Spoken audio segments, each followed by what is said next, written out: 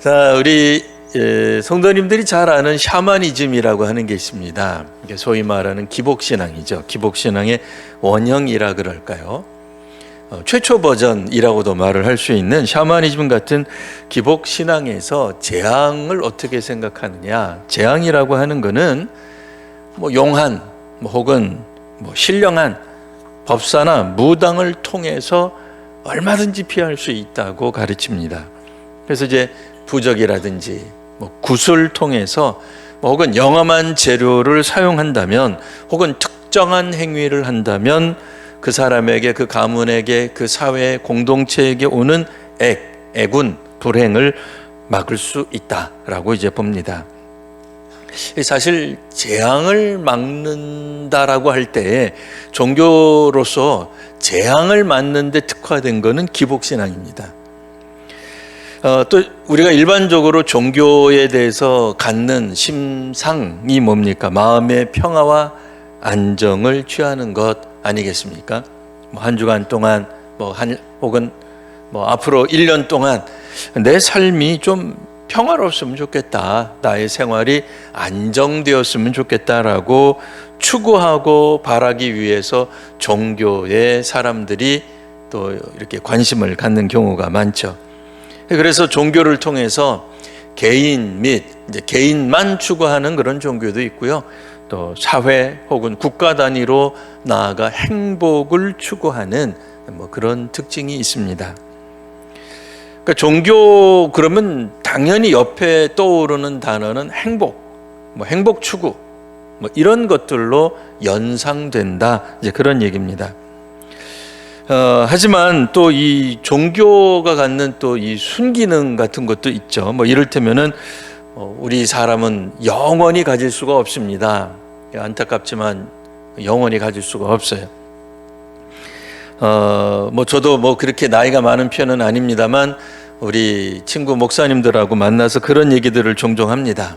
자, 이제 우리가 혹 사망하게 된다면 과연 우리가 갖고 있는 것들, 우리가 사용하던 것들을 누가 쓰겠느냐. 어떤 목사님들은 수천 권에서 만여 권의 장서를 갖고 있다. 이렇게 얘기를 해요.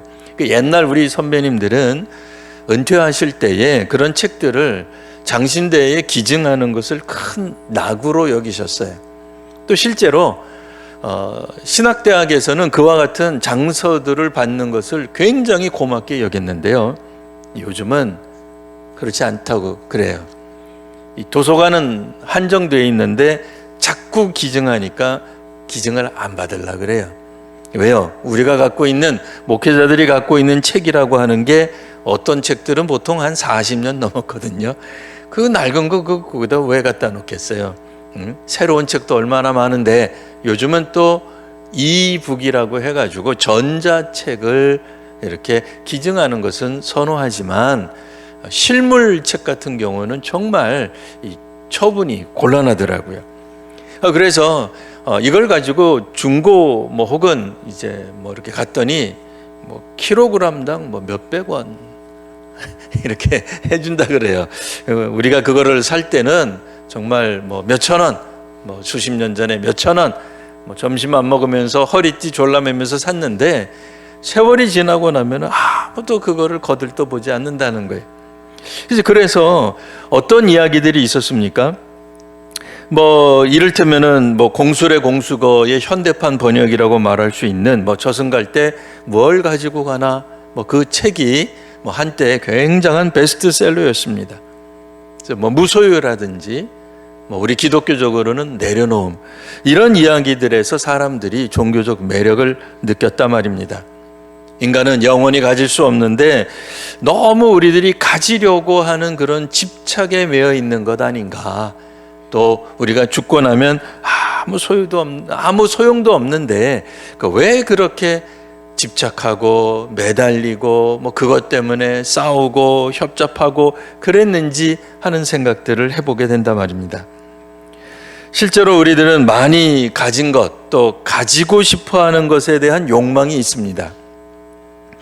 그리고 가지지 못한 것에 대한 욕심도 있습니다. 그러다 보니 많이 가진 사람들에 대해 분노도 합니다. 그런데 이런 어떤 무소유라든지 뭐 공수래 공수거를 종교적으로 설명한 것들을 들을 때 그와 같은 어떤 집착에서부터 우리가 좀 자유롭게 된다라고 하는 그런 순기능이 있기도 합니다. 자, 그런데 이제 문제는 우리가 이와 같은 것들은 그래도 뭐 좀 가진 거예요. 도무지 없는, 아무것도 없는 막 헐벗은 사람들에게 마음의 위로를 주었다기보다는 가진 사람이 더 가지려고 하고, 가진 것을 끝까지 가지려고 하고, 혹은 남이 가진 것을 부러워하거나 시기해서 뭔가 좀 나쁜 짓을 꾀하기도 하는 그런 사람들은 굉장히 마음이 편안해질 수 있는데, 뭐 아무것도 없다고 한번 생각해 보세요. 이를테면은 재앙이 온 거예요. 그럼 이런 재앙들에 대해서는 과연 우리는 어떤 생각을 하느냐? 물론 또 우리 옛말에도 이거에 대해 굉장히 우리의 마음을 시원하게 해주는 말이 있습니다. 새옹지마. 다 아시죠? 새옹지마 인생과는 어때요? 뭐 재앙이 왔다 하더라도 그 재앙 때문에 또 좋은 일이 생기니까 괜찮다. 다른 말로 말하면은 그냥 달관하는 거예요. 인생을 달관하는 거예요. 뭐 그렇게 그냥 뭐 아득바득 사는 게 아니라 막 마치 물 흘러가는 것처럼. 그리고 사실 우리 기독교에도 이를 입증하는 듯한 혹은 뭐 추천하는 듯한 성경 구절이 있습니다. 뭐 이를테면 모든 것이 합력하여 선을 이룬다. 그런 말들이 있습니다. 원래 원 의미는 꼭 그 뜻이 아닙니다. 근데 어쨌든 우리는 뭐라고 생각을 해요? 여하튼 결론은 다 내게 행복을 가져다 주는 거다. 모든 것이 합력하여 선을 이룬다. 우리도 그런 식으로 생각하며 스스로에게 위로하는 경우도 있단 말입니다.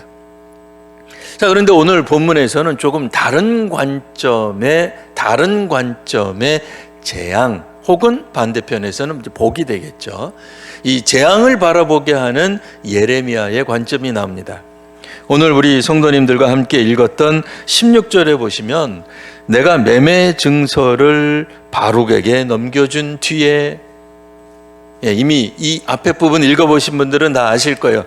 예레미야가 매매 증서가 있었어요. 아니 도대체 지금 예레미야는 본문의 흐름상, 예레미야 흐름상 감옥에 갇혀 있습니다. 감옥에 갇힌 그런 몸이 뭘 매매를 했다고 자랑하는지, 부동산 매매 증서를 가지고 자랑을 하는지 그게 아니라는 거 다 아시죠? 갑자기 삼촌 숙부가 나타나서 내 땅을 좀 사라. 그래서 예레미야가 샀다는 것 아닙니까?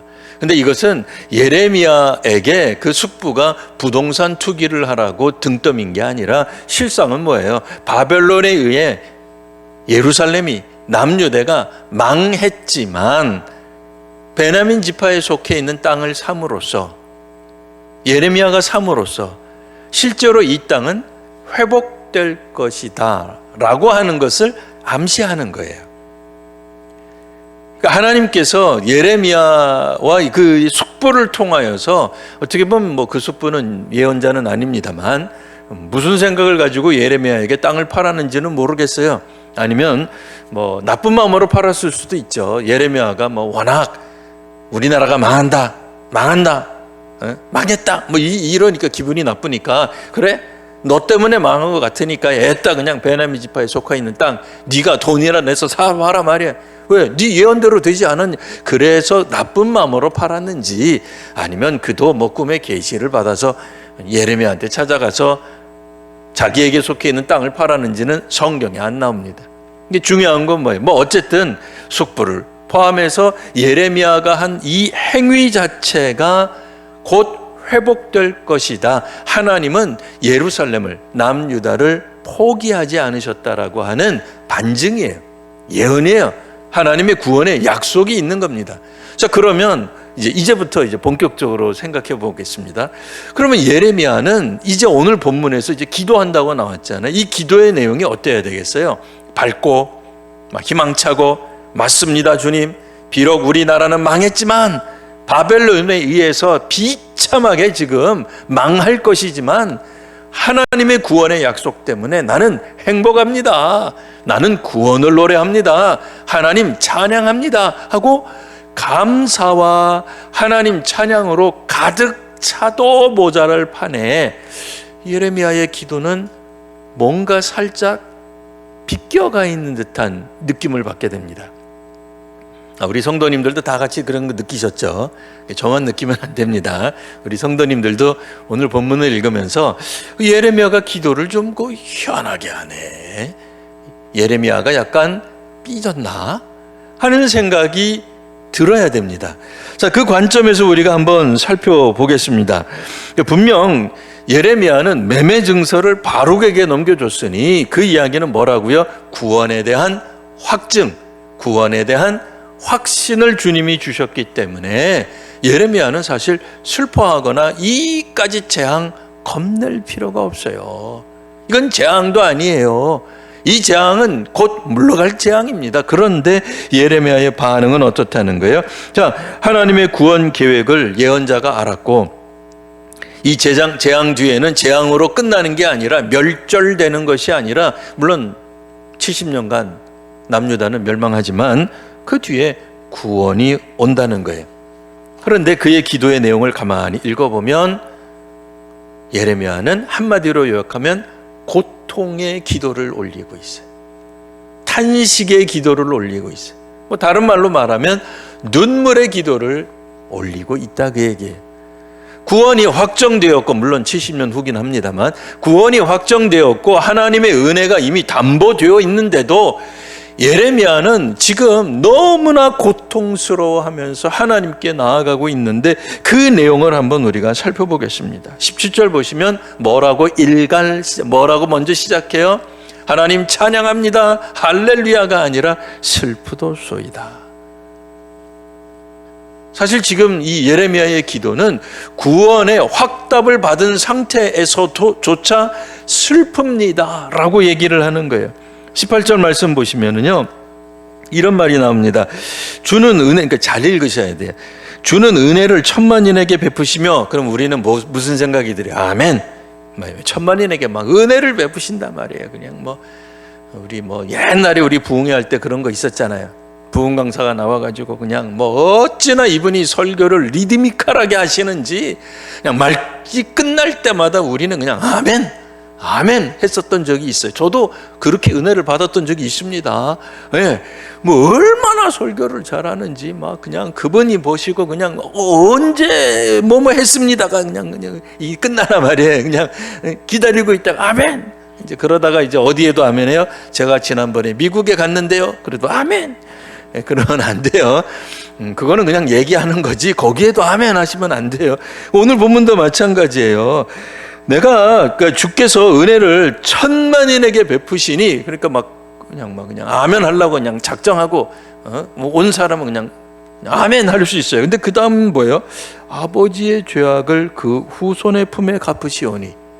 어라? 이건 뭐예요? 조상의 죄를 후손들에게 묻는다는 얘기예요.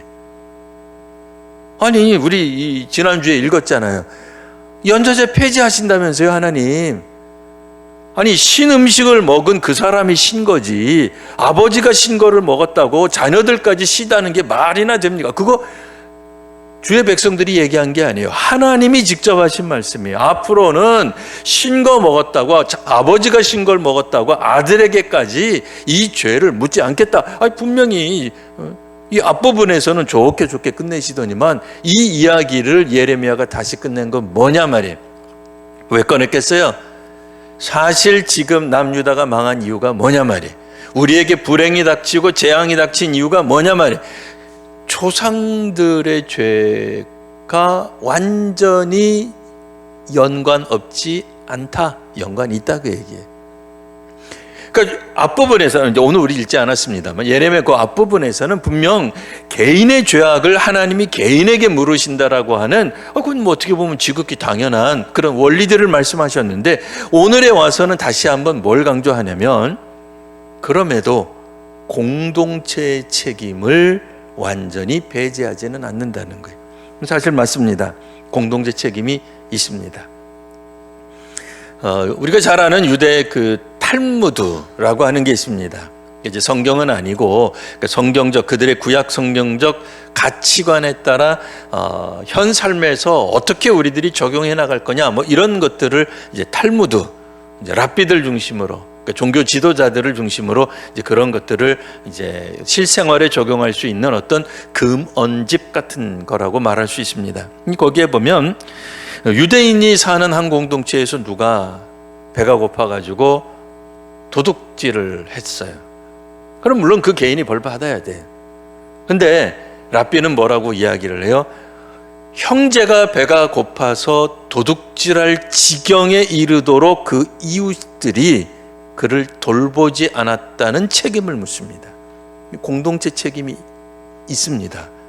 그러니까 옛날에 한 얘기인데 현대에도 사실 적용되는 말이죠. 누군가가 지금 우리들 눈앞에서 어려움을 당하고 있는데 스쳐 지나가는 사람들이 아무도 돕지 않는다. 그거 심각한 거죠. 공동체의 문제가 있죠. 사회적 죄악이라는 게 있습니다. 물론 우리가 생각할 때는 공동체 죄악이라는 게 뭐가 있을까 뭐 이런 생각이 듭니다만 사회적 부패가 있어요.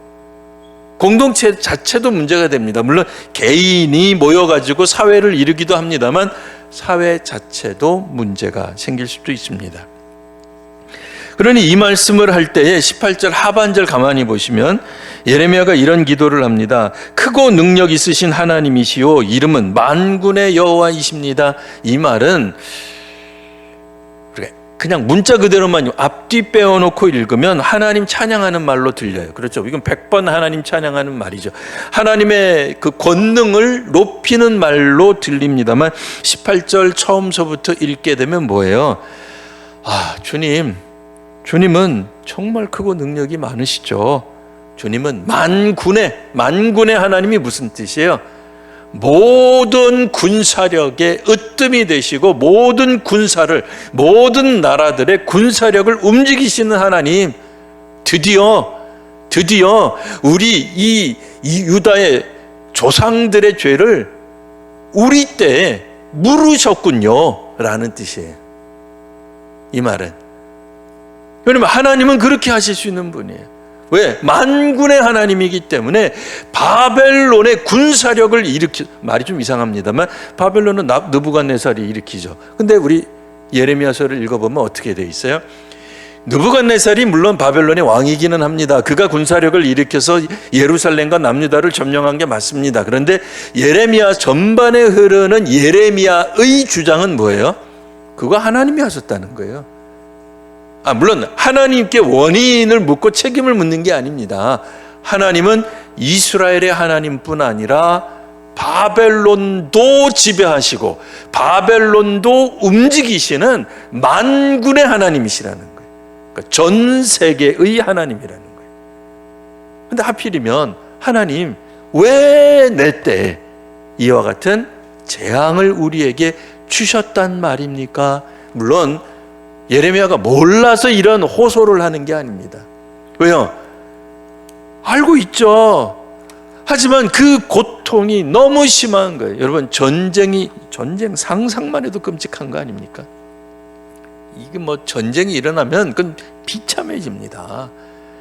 그러니 그 비참함을 무려 70년을 이제 겪어야 되는데 아무리 하나님이 70년 이후에 구원을 약속하셨다 할지라도 지금 당하는 고통은 너무 힘든 거예요. 그렇기 때문에 예레미야는 슬프도소이다 하고 기도하는 거예요. 근데 이제 예레미야의 반대파들은 그렇게 얘기하지 않았죠. 이거는 바벨론이 덤빈 건데 우리 유다의 하나님, 이스라엘의 하나님이 얼마나 능하시냐면 그까지 이겨버린단 말이에요. 그래서 얼마나 기다리면 된다 그랬어요? 2해만 기다리면 바벨론 망할 거다. 이렇게 이제 이야기를 한 거죠. 그러니까 가볍게 여겼지만 예레미야는 재앙을 결코 가볍게 여기지 않습니다. 재앙이 어디서 왔는가를 이야기할 때 예레미야는 하나님이 허락하셔서 하나님의 주권 하에 이와 같은 일이 벌어졌다고 이야기하는 거예요. 근데 그걸 너무 아는 거예요. 왜 하나님이 고집불통이어서 혹은 하나님이 말썽장이어서 우리를 그냥 어떻게든 괴롭게 하려고 괴롭히시는 게 아니라 자신도 어떻게 아무리 기도해도 그 재앙을 막을 길이 없다는 걸 아는 거예요. 방법이 없는 거예요. 그러니 고통 가운데 있을 자신과 자신의 국민들, 유다 국민들을 생각하니 이렇게 눈물로 고통의 기도를 할 수밖에 없습니다. 그 이야기가 계속 반복돼요. 빨리 읽어보겠습니다. 19절. 주는 책략에 크시며 하시는 일에 능하시며 인류의 모든 길을 주목하십니다. 그러니까 하나님이 모든 것을 다 보신단 말이에요. 책략에도 능하시고 하시는 일도 다 하실 수 있어요. 근데 그 하나님이 무엇을 보았어요? 그의 길과 그의 행위의 열매대로 보응하십니다. 여러분, 우리의 행위와 우리의 열매대로 보응하시면 우리 중에 견딜 수 있는 사람이 있겠습니까? 여러분 어떠세요? 물론 혹자는 아닙니다. 목사님 무슨 소리입니까? 나는 지난번에도 10명 전도했습니다.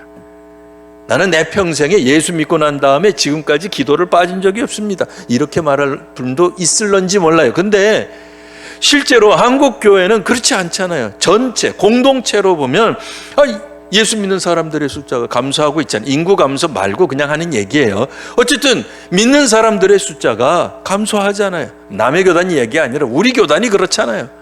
그럼 뭐예요? 그리고 우리 교회, 우리 자녀들이, 우리 항존직의 자녀들이, 우리 믿음의 사람들의 자녀들은 누구예요? 다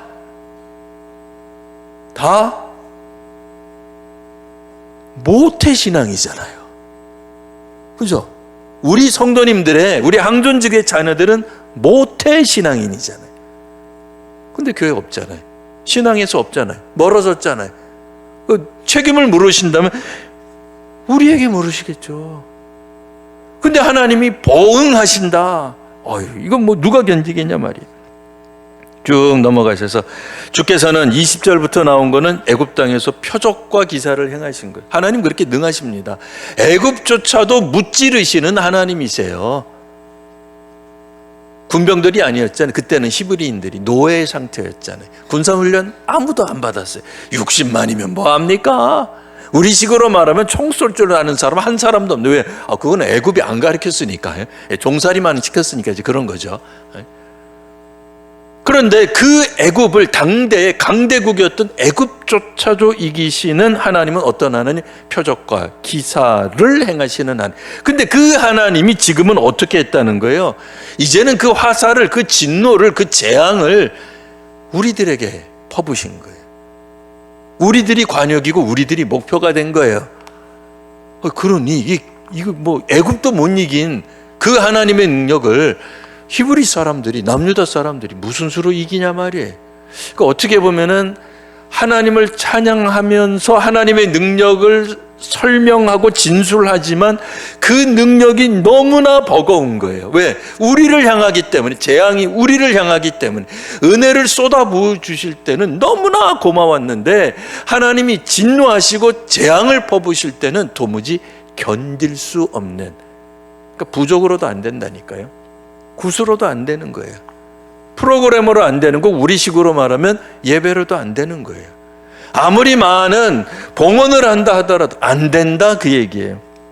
자, 그러면 그 원인이 분명하게 나옵니다. 23절 보시면, 자, 그들이 들어가서 이를 차지했습니다. 뭘 차지했다는 거예요? 가나안 땅을 차지했다는 거예요.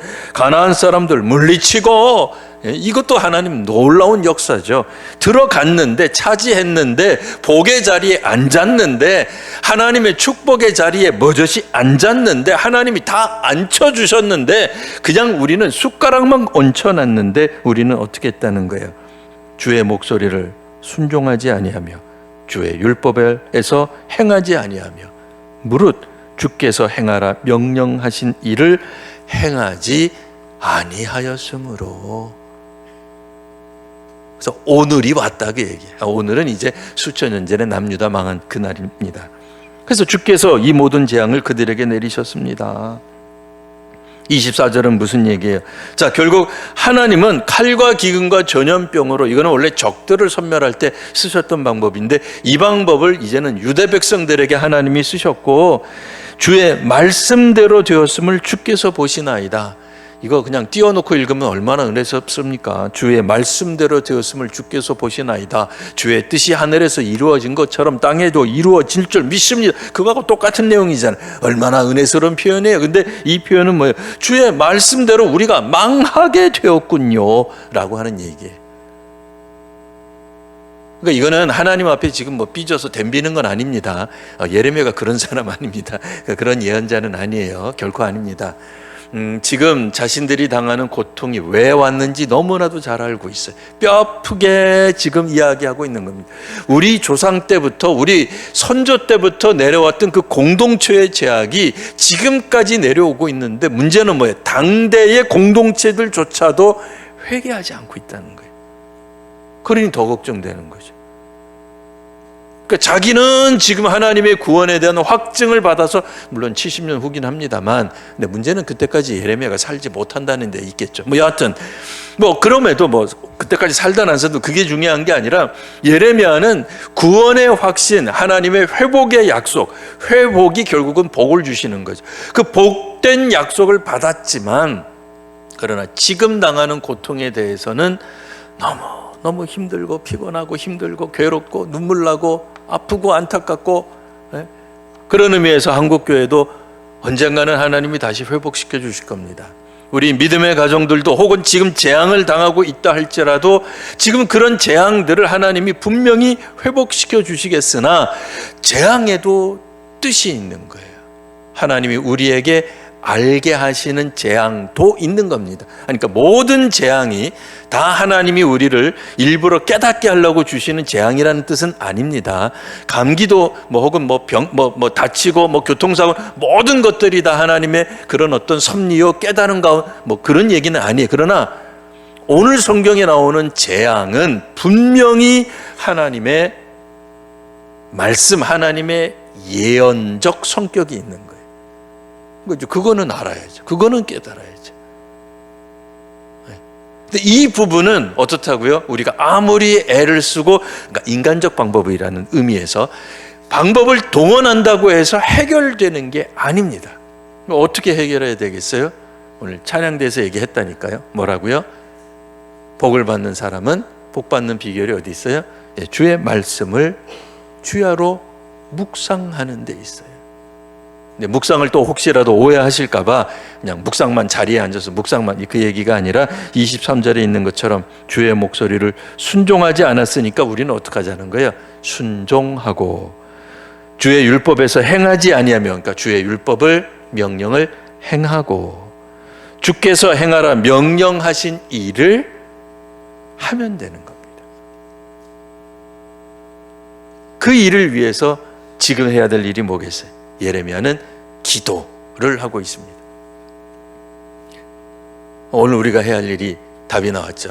주의 말씀대로 돌아가기 위해, 주의 말씀을 우리가 실천하기 위해, 그러니까 우리 다음 세대가 실천하도록이 아니고 우리가 실천하는 게 중요합니다.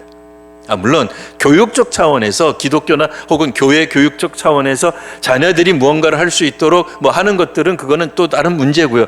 기본적으로 주께로 돌아오고 다음 세대로의 신앙이 전승될 수 있도록 하는 방법은 성경에 따르면, 오늘 본문에 따르면 우리가 주께로 돌아가는 거예요.